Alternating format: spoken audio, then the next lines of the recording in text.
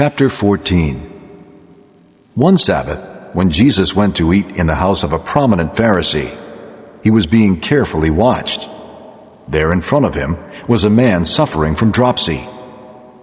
Jesus asked the Pharisees and experts in the law, "Is it lawful to heal on the Sabbath or not?" But they remained silent. So taking hold of the man, he healed him and sent him away. Then he asked them, "If one of you has a son or an ox that falls into a well on the Sabbath day, will you not immediately pull him out?" And they had nothing to say. When he noticed how the guests picked the places of honor at the table, he told them this parable.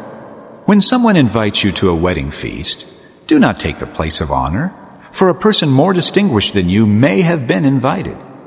If so, the host who invited both of you will come and say to you, 'Give this man your seat.' Then, humiliated, you will have to take the least important place.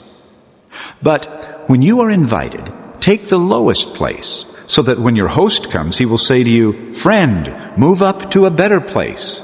Then you will be honored in the presence of all your fellow guests.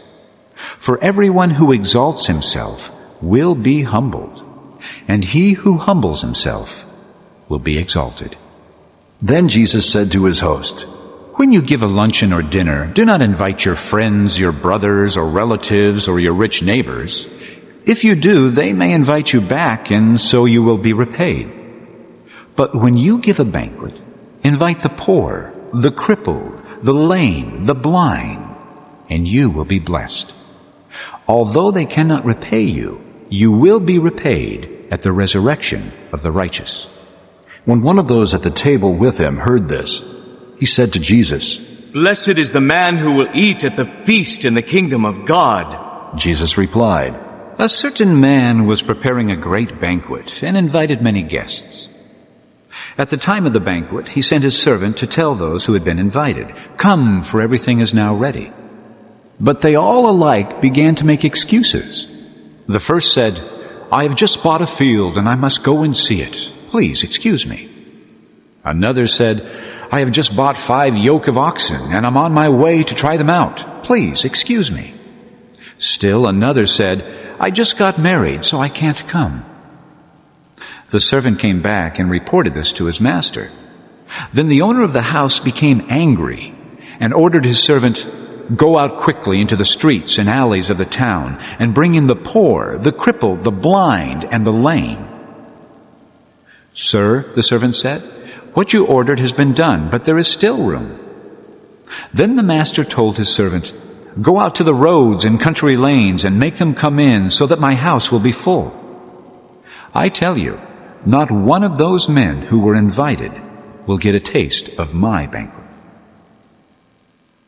Large crowds were traveling with Jesus, and turning to them he said, "If anyone comes to me and does not hate his father and mother, his wife and children, his brothers and sisters, yes, even his own life, he cannot be my disciple.